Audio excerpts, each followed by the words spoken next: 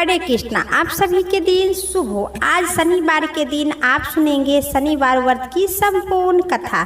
शनि देव ग्रहों के न्याय के देवता है। तो आइए श्रद्धा और चित्त मन से शनिवार व्रत की संपूर्ण कथा से पहले शनि स्रोत पाठ हिंदी अनुवाद जरूर सुने।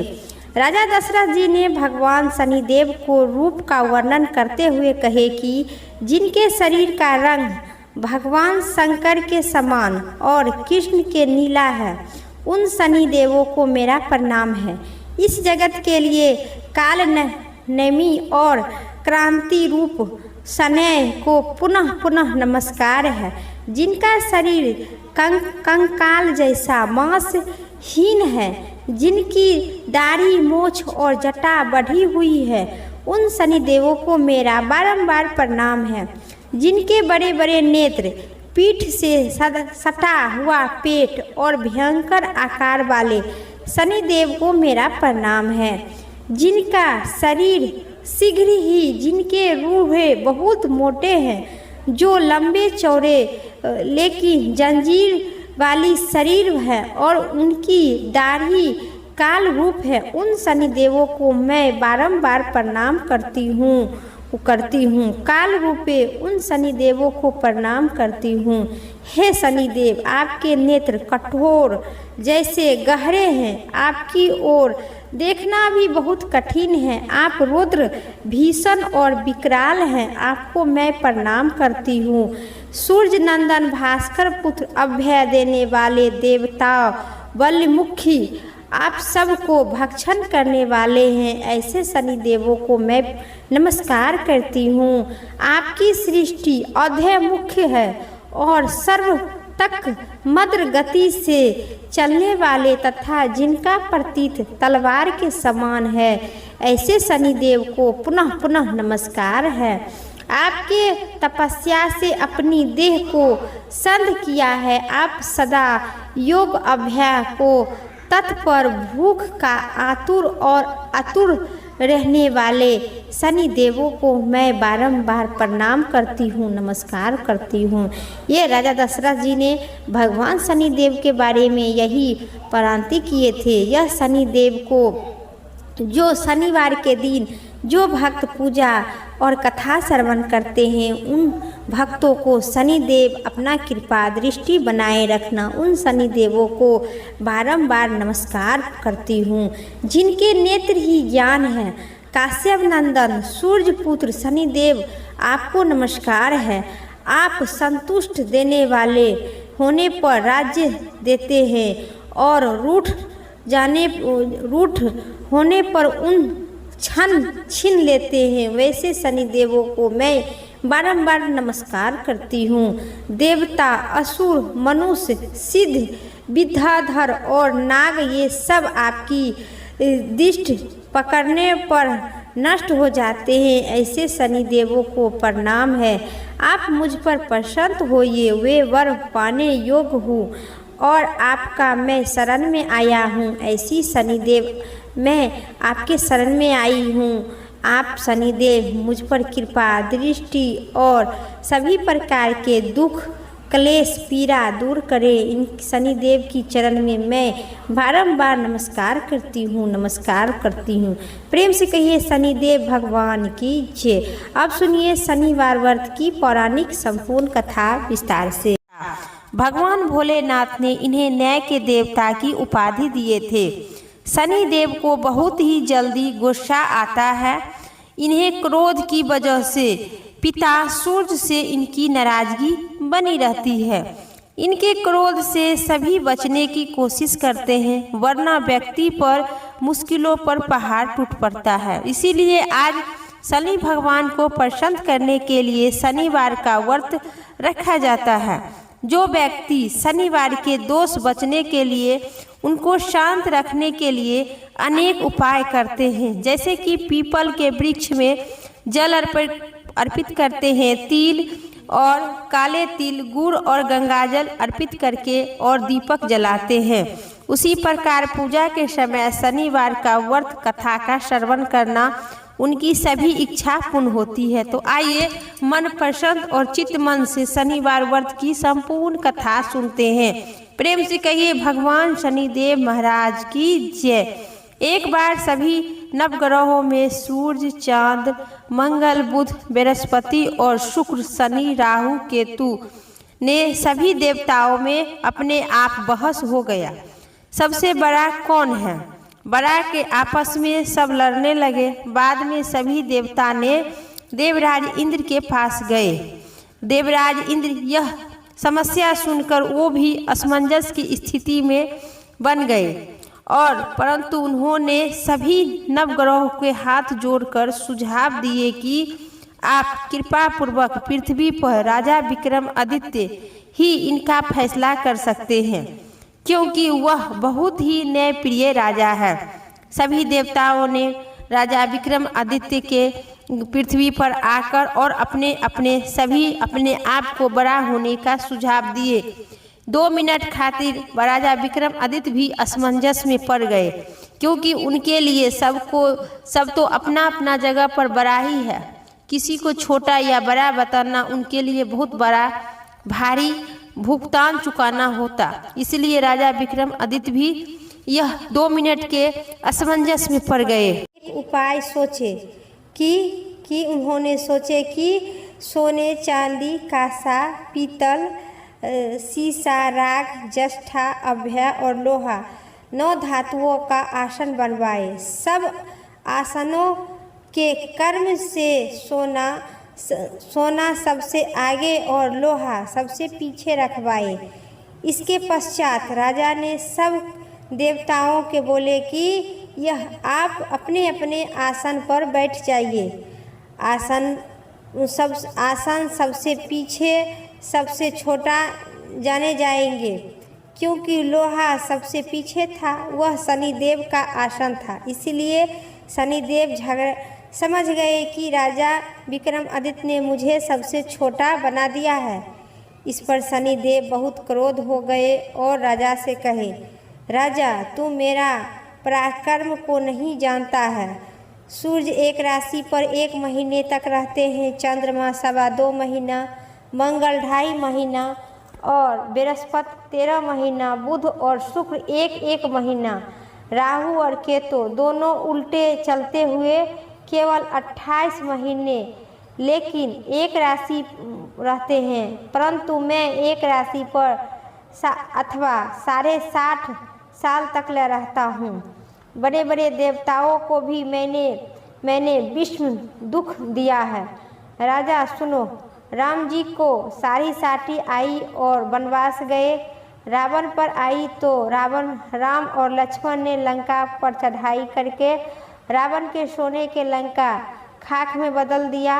अब तू क्या है मेरे सामने? मेरे सभी देवता से छोटा बताकर तू बहुत बड़ा गलती किया है। ऐसा वचन देकर शनिदेव वहाँ से चल दिए। विक्रमादित्य भी बहुत अफसोस में पड़ गए, मैंने क्या कर दिया। फिर तत्पश्चात फिर चले गए कुल का नाश करने के लिए। राजा तुम अब सावधान रहना। राजा ने कहा, जो कुछ भाग्य में है देखा जाएगा। उसके बाद अन्य ग्रह तो प्रसन्न होकर वहाँ से चल दिए, परंतु शनिदेव वहीं से बड़े क्रोध में सिधारे। जब राजा ने आई तो सारी साटी की दिशा, कुछ काल व्यतीत होने पर राजा को सारी साटी की दिशा आई। शनिदेव घोड़े के सौदागर बनकर अनेक सुंदर घोड़े के सहित राजा की राजधानी में आ गए। जब राजा ने सौदागर के आने की खबर सुने तो अपने द्वारपाल को अच्छे घोड़े खरीदाने के लिए आज्ञा दिए। द्वारपाल ने ऐसी अच्छी नल के घोड़े देखकर और उनका मूल्य सुनकर चकित हो उठे, परंतु राजा को खबर दी।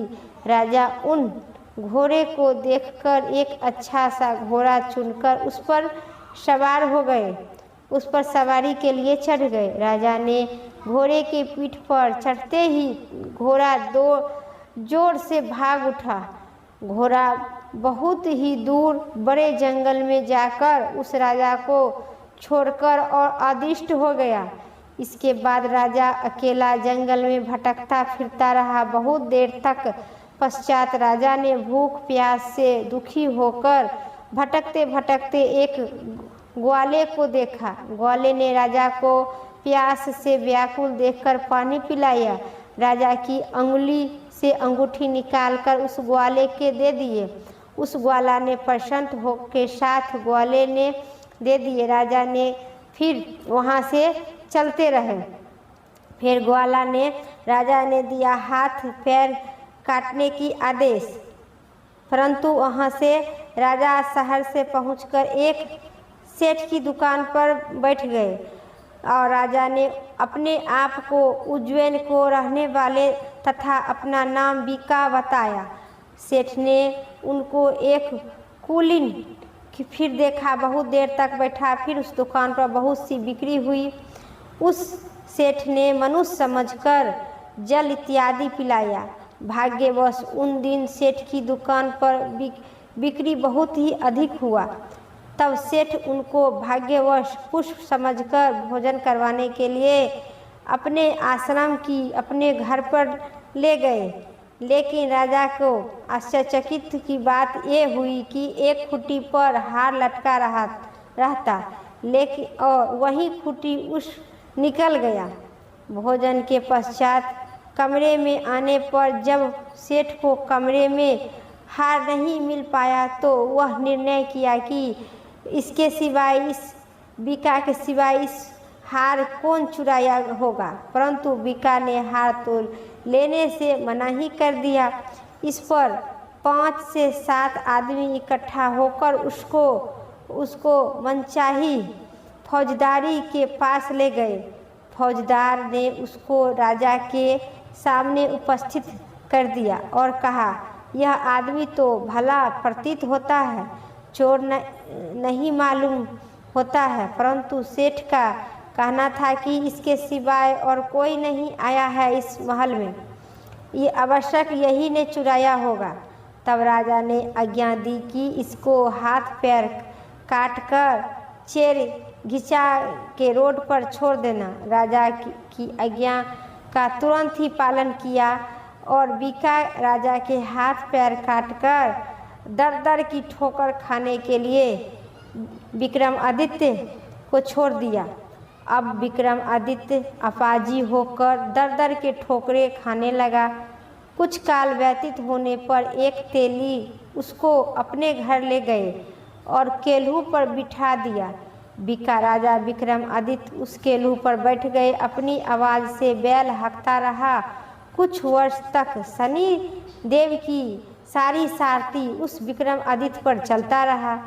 कुछ वर्ष बाद शनि की सारी साथी समाप्त हो गई और एक रात को वर्ष ऋतु में एक दिन बीका राग महल गाने लगा।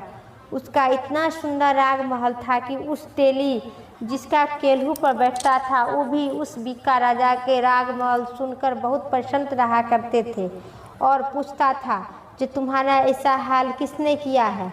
शनि बीका राजा एवं वह विक्रमादित्य ने भाग के दोष देते हुए कहे और गाना सुनकर उस शहर के राजा की कन्या उस राग पर मोहित हो गई और दासी को खबर लाने के लिए भेजा। शहर में कौन सा रह रहा है। दासी ने देखा कि तेली के घर में चेरीगिर मोहल गा रहा है। दासी ने महल में जाकर राजकुमारी को सब वृथा सुनाई। उसी क्षण राजकुमारी ने अपने मन में यह प्रण कर लिया कि चाहे कुछ भी हो जाए। जब दासी की राजकुमारी की जगाया तो राजकुमारी सभी पढ़ लिया। तब दासी ने रानी से पास जाकर राजकुमारी के कहने उठने को वृथा कही। रानी ने तुरंत ही वहां जाकर राजकुमारी को जगाया और उसके दुख का कारण पूछा। तब राजकुमारी ने कही कि माताजी, मैं वहां प्रण कर लिया है कि तेली के घर में जो राग महल गा रहा है उसी के साथ मैं विवाह करूंगी। माता ने कहा, पगली यह क्या बात कर रही हो? तुझको किसी देश के राजे महाराजे के साथ विवाह आदर पूर्वक कर दूंगा। कन्या कहने लगी कि माताजी, मैं अपने प्रण कभी नहीं तोड़ूंगी। माता ने चिंता होकर यह बात राजा को बताई। जब महाराज ने भी जाना तो समझा कि मैं अभी देश विदेश अपने अपने दूत को भेजकर सूर्य योग रूपवान एवं बड़े बड़े गुणवान राजा को साथ तुम्हारा विवाह अवश्य कर दूंगी। ऐसी बात तुमको कभी नहीं विचरनी चाहिए। कन्या ने कहा कि पिताजी, मैं अपने प्रण त्याग दूंगी, परंतु दूसरे से विवाह मैं नहीं करूंगी। इतना सुनकर राजा ने क्रोध जैसी भरदर कहा कि यदि तेरे भाग्य में ऐसा ही लिखा है तो जैसी तेरी इच्छा वैसे ही करना। राजा रानी बहुत अपनी पुत्री को समझाई, लेकिन वह एक नहीं मानी और शनिदेव ने राजा को दिया सपन में कि तेली को बुलाकर कहा कि तेरे घर में जो चेरिया है उसके साथ अपनी कन्या का विवाह करना चाहता हो तू। तेली ने कहा कि यह कैसे आप कर सकते हैं? यहाँ आप हमारे राजा हैं, मैं नीच तेली हूँ। राजा ने कहा, भाग्य में लिखा है वही होगा, कोई टाल नहीं सकता है। अपने घर में जाकर विवाह चेरिया विक्रमादित्य के साथ कर दिया। रात्रि को जब विक्रमादित्य और राजकुमारी की महल में सोए हुए थे, तब आधी रात में समय शनिदेव ने विक्रमादित्य को स्वप्न में दर्शन दिए कि कहे, मुझको छोटा बताकर तुमने कितनी बड़ी दुख उठाया है। राजा ने क्षमा मांगी। विक्रमादित्य ने सपने में कहा, महाराज, मेरी एक प्रार्थना स्वीकार कर लो। जैसा दुख आपको मुझे दिए हैं ऐसा और किसी को नहीं देना। शनिदेव ने कहा, तुम्हारी यह प्रार्थना स्वीकार है। जो मनुष्य मेरी कथा सुनेगा यह कहेगा, उनको मेरी दशा में कभी किसी प्रकार के दुख नहीं दूंगा, और जो निर्णय यही मेरा ध्यान करेगा, चींटी को आटा खिलाएगा एवं डालेगा, उनके सब मनोरथ पूर्ण कर दूंगी। जब राजकुमारी की आंख खुली तो उनके राजा की हाथ पैर देखकर आश्चर्यचकित की ठिकाना नहीं रहा। राजा अपनी पत्नी के अपना समस्त हाल कहा, मैं उज्जैन का राजा विक्रमादित्य हूँ। यह बात सुनकर राजकुमारी अत्यधिक प्रसन्न हुई।